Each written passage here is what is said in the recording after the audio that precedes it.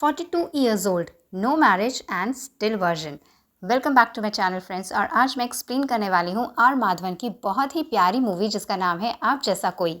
कहानी की शुरुआत होती है श्री रेणु त्रिपाठी नाम के एक लड़के से जो अपनी क्रिसमस पार्टी में एक लड़की राखी को देख रहा था। श्री ने बाहर जाकर राखी को प्रपोज किया पर राखी उसे पसंद नहीं करती थी। वो कहती है कि मेरे पापा एक ज्वेलर हैं, तुम अंगूठी तो अच्छी लेकर आते। राखी ने श्री को साफ कहा कि हम दोस्त हैं, जिस पर श्री बोला कि दीपक ने तो कहा था कि बाप ज्वेलर है तो क्या हुआ, बेटी थोड़ी ना हीरा है। उप्स, हाँ तो बोली देगी। जो सुन राखी ने श्री को श्राप दिया कि तुम तरसोगे पर तुम्हें कोई लड़की नहीं मिलेगी। उसने श्री को कहा कि एक गिफ्ट दीपक के लिए भी ले जाओ। राखी ने श्री को थप्पड़ कर दिया, जिसके बाद कहानी आती है बहुत साल आगे। अब श्री 42 ईयर्स का एक कुंवारा लड़का है, आदमी है। जिस उम्र में लोग अपने बच्चों की कॉलेज फीस भरते हैं, श्री अपने रूममेट के साथ किराया बांट रहा था। श्री का बड़ा भाई भानु उसे कहता है कि ये मास्टर की नौकरी छोड़ो और हमारे साथ प्रॉपर्टी के बिजनेस में जुड़ जाओ, पर श्री का उनकी बातों में कोई इंटरेस्ट नहीं था। वो वहाँ से सीधा अपने स्कूल चला जाता है। श्री एक संस्कृत का टीचर है। यहाँ पर स्कूल में बच्चे भी उसका मजाक उड़ाते थे। सबको पता था कि श्री एक वर्जन है। जिसके बाद सीन शिफ्ट हुआ श्री के दोस्त दीपक पर। वो श्री की फ़ोटो खींचते हुए उसे कह रहा था कि कोई अफेयर ही चला लो, पर श्री ने आज तक जिस भी लड़की से बात की किसी को वो पसंद नहीं आया। जिस पर दीपक श्री को एक अडल्ट चैटिंग ऐप दिखाता है, आप जैसा कोई। इस ऐप पर लोग बिना अपनी पहचान बताए रैंडम लड़कियों से फ़ोन पर बात कर सकते थे। ना किसी को कोई नाम बताना होता था और ना ही कोई फ़ोटो। हर बार बात नई लड़की से होती थी। दीपक कहता कि थोड़ी बातें करो, फिर कहीं तुम्हारा सोया हुआ शेर जाग जाए। तो रात होते ही श्री ने अपने हेडफोन्स लगाए और उसकी बात हुई एक लड़की से। पर श्री काफ़ी सिंपल था। वह उस लड़की को सबसे पहले अपना नाम बताता है। लड़की ने कहा कि मैंने तो पूछा ही नहीं। श्री पूछने लगा कि आपने खाना खाया। अब यहाँ श्री को पता ही नहीं था कि बातें कैसे करनी होती हैं, तो वह सीधे इधर से सिंपल सी बातें कर रहा था। जो सुनो लड़की हंसने लगी। वो खुद ही श्री को कहने लगती है कि ओ श्री, माय श्री। श्री के अरमान जाग जाते हैं।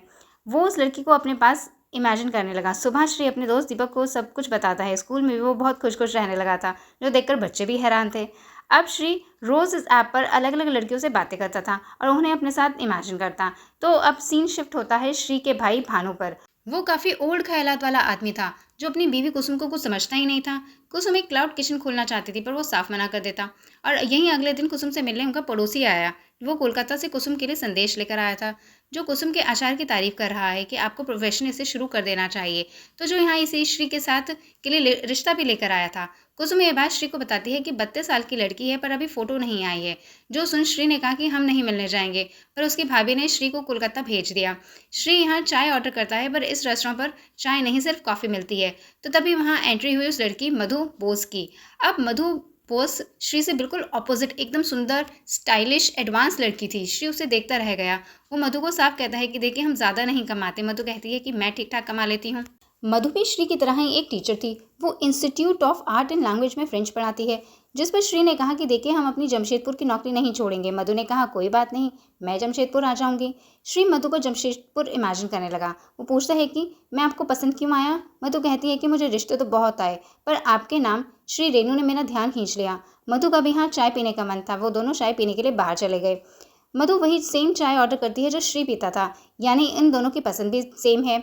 श्री ने यह सब दीपक को बताया। दीपक कहता है कि हमें एक बार उसके बारे में सब कुछ जान लेना चाहिए।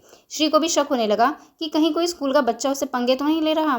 दीपक कहता है कि हम कोलकाता जा रहे हैं। वह श्री को उनके साथ चलेगा। श्री का स्टूडेंट राकेश कोलकाता के लिए निकल गए। राकेश मधु का एक फ्रेंच स्टूडेंट बनकर उसके जानने वालों से मधु के बारे में पूछेगा। राकेश एक शॉर्ट वीडियो बनाने के बहाने मधु के घर जाकर सब कुछ पता करता है। मधु के घर उसकी नानी थी, उसकी मम्मी थी और 2 मौसियाँ थीं। उनके पति भी यहीं घर जमाई बनकर रहते हैं। जॉय मधु का मामा था जिसका डिवोर्स हो चुका है। सब लोग मधु की तारीफें करते हैं पर राकेश को मधु की एक स्टूडेंट से किसी नमित अग्रवाल का पता लगता है। उसने कहा कि मधु से ही पूछो तो वो कौन है। श्री मधु से बातों बातों में नमित के बारे में पूछता है। मधु ने बताया कि नमित मेरी एक स्टूडेंट का भाई था। हम लोग 5 साल पहले मिले थे। 6 महीने तक सब कुछ बढ़िया जा रहा था, पर एक दिन जब चीज़ें आगे बढ़ने लगीं, नमित ने मुझसे एक सवाल कर लिया, क्या तुम वर्जिन हो। जो सुनते ही मधु का दिल टूट गया। वो श्री से क्या कहती है कि भला अब 16-17 साल के बाद कौन ही वर्जिन रहता है। नेशनल म्यूजियम में भी उसका कोई ऐसा नहीं मिलेगा। जो सुन श्री उसे अपनी सच्चाई बताने लगता है पर वो बता नहीं पाता। वो दोनों एक दूसरे के साथ मूवी जाने लगे, घूमने लगे। मधु श्री को यह एहसास दिलाती है कि मुझे आपका ये सिंपल रहना ही पसंद है और आप जैसे हो मुझे वैसे ही पसंद हो। दोनों की अच्छी बनने लगी। मधु अपनी नानी को श्री के बारे में बताती है कि वो कितना अच्छा है, सिंपल है, प्यारा है। तो श्री के घर वाले मधु को देखने उसके घर जाने लगे। पर यहीं श्री की भतीजी अपने पिता को कहती है कि मेरी कंपनी में ट्रेनिंग लग गई है, सब कुछ अच्छा हो जाने पर नौकरी भी लग जाएगी। पर उसके पिता ने कहा कि बेटा पढ़ाई तो करो पर साथ ही घर का खाना पीना भी बनाना सीखो। तो श्री की भाभी जब बीच में बोली तो श्री के भाई ने उन्हें चाय की लाई में इलायची कम कहकर बाहर भेज दिया। वो एकदम टॉक्सिक टाइप का आदमी था। वो सब लोग मधु के घर गए। यहाँ मधु पियानो बजाती है और श्री वीणा। पर यहीं श्री के भाई भानु की मधु के घर वालों से नहीं बन रही, जिसके साथ साथ इधर श्री और मधु अकेले में मिले। मधु श्री को उसके साथ डांस करने को कहती है। मधु कहती है कि अब डुएट की आदत डाल लो। सोलो के दिन गए, वो दोनों किस करने लगे, पर तभी श्री के मुंह से निकला मॉमी। वो कहता है कि सॉरी, मैंने दीपक के साथ ही कहीं देखा था, जो भी कहा मैंने कहा उसको भूल जाओ। पर मधु भी उल्टा उसे डैडी बोलने लगी। वो दोनों मॉमी डैडी करने लगते हैं, जो चीज़ बाहर से श्री की भाभी ने सुन ली। वो बाहर जाकर रोने लगती हैं कि श्री, हमने क्या कमी छोड़ी थी कि जो तुम अपनी मम्मी को याद कर रहे हो, और मधु अपने पिता को। जो सुन मधु और श्री हंसने लगे। किसी को कुछ समझ नहीं आता। थोड़े दिनों में दोनों की एंगेजमेंट हो जाती है। पर एंगेजमेंट के बाद ही मधु ने एक लाइन बोली, ओ माई श्री श्री। ये आवाज़ वही सेम आवाज़ थी और श्री ने उस ऐप पर अपनी पहली बातचीत में सुनी थी। मतलब मधु वही लड़की है। श्री के पैरों तले ज़मीन खिसक गई। वो अपने एंगेजमेंट में खुश होने की जगह दुखी हो जाता है। उसने मधु के फ़ोन उठाने बंद कर दिए। वह उस ऐप वालों को फ़ोन कर पूछता है कि क्या आपके यहाँ कोई मधु बोस काम करती है। ऐप वालों ने फ़ोन कट कर दिया। दीपक और श्री बात करने लगे कि इतने सारे आदमी हैं इस ऐप पर, मधु पता नहीं किस किस से बात करती होगी। श्री अपने दिल ही दिल में मधु के कैरेक्टर पर सवाल उठाने लगा। श्री यहाँ से दूर जाना चाहता था तो मधु ने उससे मिलकर पूछा कि तुम मुझे बिना बताए क्यों जा रहे हो। और यहीं श्री ने उसे कहा कि मुझे पता है कि तुम उस ऐप पर हो। मधु बोली, तो तुम भी तो हो। श्री कहता है कि हमारी बात अलग है, मर्द होते ही ऐसे हैं, आप वहाँ क्यों हैं। मधु ने कहा कि तो क्या डिज़ायर्स बस आदमियों के ही होते हैं। मधु ने बताया कि मैं इन टॉक्सिक रिलेशनशिप वगैरह से थक गई थी, मुझे बस अकेले कुछ टाइम फन करना था। और पर फिर मैंने एक ऐप के ज़रिए तुम्हें मिली। तुम पहले आदमी थे जिसने मुझसे खाना खाया या नहीं ये पूछा। मधु यहाँ बताती है कि तुम्हारी सादगी पर ही मैं फ़िदा हो गई थी, तुम सच्चे थे और इसलिए मैंने तुम्हें गूगल करके ढूंढा और आसपास सिर्फ एक ही श्री रेणु था और वो तुम थे। पर श्री ने कहा कि मुझे इन सब बातों का नहीं पता, मैं शरीफ परिवार से हूँ और आगे भी शरीफ परिवार ही चाहता हूँ। उसने मधु से अपना रिश्ता तोड़ लिया। वो मधु को एक लूज कैरेक्टर कह देता है कि शायद इसी वजह से आपके साथ ये दूसरी बार हो रहा है। तो सीन शिफ्ट होता है अब श्री के घर पर। यहाँ सब शादी की तैयारियों में लगे हुए थे, पर श्री ने उन्हें कहा कि शादी कैंसिल है। जो सुनते ही उसका भाई और पूरा उसका परिवार को लेकर मधु के परिवार की ओर बढ़ गया। मधु के घर वालों को भी ये पता था कि अब दोनों में दंगे होंगे। भानु कहता है कि बंगाली तो होते ही ऐसे हैं, ऐसे औरतों दारू पीते हैं, सिगरेट फूंकती हैं। अब यहाँ श्री की भतीजी बोली कि ऐप पर तो दोनों थे ना, पर उसके बाद कोई नहीं सुनता और मधु और श्री के परिवार के बीच जमकर लड़ाई हुई। मधु और श्री बस चुपचाप ये सब देखते रहे। श्री का भाई पंडित को बुला श्री के लिए उपाय पूछता है। पंडित ने श्री की पेड़ से शादी करवाई, पर इस शादी से वह मधु की कैसे कोई भूलने वाला था। वो दोनों एक दूसरे को याद कर रहे हैं, दोनों ही अपनी ज़िंदगियों में बहुत दुखी थे। तो मधु ने घर वाले आपस में बात कर रहे थे कि कैसे मधु की शादी का वेन्यू कैंसिल नहीं हो रहा है और श्री के घर वालों ने अपने हिस्से की पेमेंट भी नहीं की। जिस पर मधु कहती है कि वेन्यू वेस्ट क्यों करना है, अगर कोई सिंगल है तो उसे यूज़ कर सकता है। वो अपने मामा की तरफ इशारा कर रही थी कि वो शादी कर ले, पर वो कहते हैं कि नहीं नहीं। तो मधु भी वापस काम पर जाने को राज़ी हो जाती है, जब मूव ऑन करना ही चाहिए। जिससे इधर श्री की भाभी अच्छी तरह सबको खाना बना कर देती थी, पर कोई उनकी तारीफ तक नहीं करता था। तो तभी भानु की बेटी ने अपने पिता को कहा कि मुझे काम से कोलकाता जाना होगा। भानु कहता है कि अकेली कैसे जाओगी, तो उसकी पत्नी कुसुम कहती है कि मैं चली जाऊंगी। भानु अपनी बेटी को कहता है कि ठीक है, पर इसके साथ तुम घर गृहस्थी का भी काम सीखो। ज़्यादा हाईफाई लड़कियां मायके और ससुराल दोनों तोड़ देती हैं। तो श्री भी अपनी भाभी को स्टेशन छोड़ने गया। उसकी भाभी कहती है कि तू भी चल। दीपक भी कहने लगा कि सरस्वती पूजा का टाइम है, वहाँ तुझे मधु से भी कुछ अच्छी लड़कियां मिल जाएंगी। जिस पर श्री ने कहा कि मधु बोस कौन मधु बोस। तो श्री की भतीजी उसे बाहर ले जाकर कहती है कि हम सब यही सब चीज़ें जानते हैं, हमारे बहुत ब्रेकअप हुए हैं। यहाँ श्री की भतीजी ने उसे समझाया कि आपको कोई ऐसी लड़की मिली थी जो आप में कुछ भी बदलना नहीं चाहती थी, आप जैसे थे आपको वो वैसे ही प्यार करती थी और आपने एक तुच्छ सी बात के लिए, तुच्छ सी वजह के लिए उनसे रिश्ता तोड़ दिया। वो उसे समझाती है कि छोटी छोटी चीज़ें सोचनी बंद करो। श्री दीपक के साथ रोने लगता है कि मधु की उसको बहुत याद आ रही है। दीपक ने कहा कि ये तुम नहीं, तुम्हारी दारू बोल रही है और कोलकाता जाने के लिए तो सोचना भी मत। जिस पर श्री सीधा कोलकाता निकल जाता है। तो वहाँ मधु को अपनी ओर आते देखता है, पर यह सब बस उसकी इमेजिनेशन थी। असल में मधु सामने लाइब्रेरी में बुक पढ़ रही है। श्री दूर बैठकर उसे देखने लगा। वो रिंग लेकर उसकी ओर जाने लगता है, पर यहाँ पर पहले उससे पहले वहाँ पर नमित पहुँच जाता है। वो मधु से सॉरी बोलता है।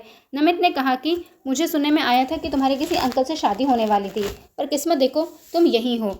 और मुझे मेरी गलती सुधारने का मौका मिल रहा है। तो वहाँ दोनों यहाँ से उठकर एक रेस्टोरेंट में चले जाते हैं। श्री भी उनके पीछे पीछे गया तो वो उन दोनों को हंसते बातें करते देख नहीं पा रहा था। श्री उठकर मधु के पास चला गया। वो नमित को हाई का रिप्लाई हाई देने देता है। उसे कहता है कि हमें थोड़ी देर बात करनी है, क्या आप हमें अकेला छोड़ सकते हैं? आप कहीं बाहर जा सकते हैं क्या? नमित के बाहर जाने के बाद श्री मधु को बहुत ही रूडली कहता है कि देखो, हमारी जगह कोई और आदमी होता तो वो ऐप वाली बात पर ऐसे ही रिएक्ट करता। हम आपको माफ़ कर रहे हैं और आगे भी सब अलाउ करेंगे, बस लिमिट में। जिस पर मधु बोली कि तुम मेरी लिमिट क्यों डिसाइड करोगे? मधु कहती है कि मुझे लगा था कि तुम बदल गए होगे, पर तुम अभी भी वैसे ही हो। वो कहती है कि तुम एक संस्कृत के टीचर होकर भी प्यार की परिभाषा नहीं समझ पाए। मधु ने कहा कि प्यार को बस प्यार चाहिए होता है, बराबरी वाला प्यार, जिसमें दो इंसान इक्वल होते हैं, और वैसा प्यार तुम मुझे नहीं दे सकते हो। तो तभी वहाँ श्री को उसके भाई का फ़ोन आया। वो यहाँ शादी के वेन्यू वाला मामला सुलटाने आ गया था, पर रास्ते में आते आते उसे अपनी बीवी मधु के मामा जॉय के साथ देख गई, और यहीं सब सामने सब कुछ आ जाता है। उन दोनों का आपस में अफेयर चल रहा था। भानु ने कुसुम को कहा कि तुम्हें शर्म महसूस नहीं होती? कुसुम कहती है कि शर्म आती तो बहुत थी, पर हमें जॉय के साथ इज्जत मिली, प्यार मिला, जो आपके साथ कभी नहीं मिला। जिस पर भानु बोलता है कि पूरे जमशेदपुर में सिर्फ हमने ही इस उम्र में अपनी बीवी को काम करने की इजाज़त दी है।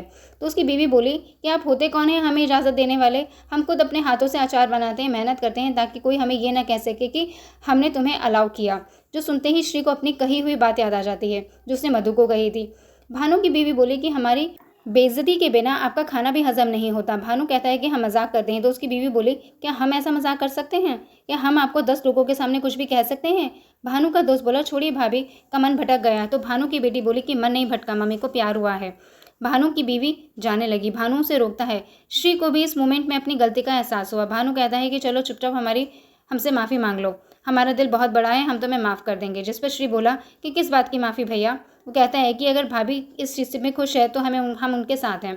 श्री अपनी भाभी के साथ ही चल दिया, पर तभी मधु की नानी गिर जाती है। उनकी तबीयत बिगड़ गई और उन्होंने पहले ही कह दिया था कि अब वो हॉस्पिटल नहीं जाएंगी।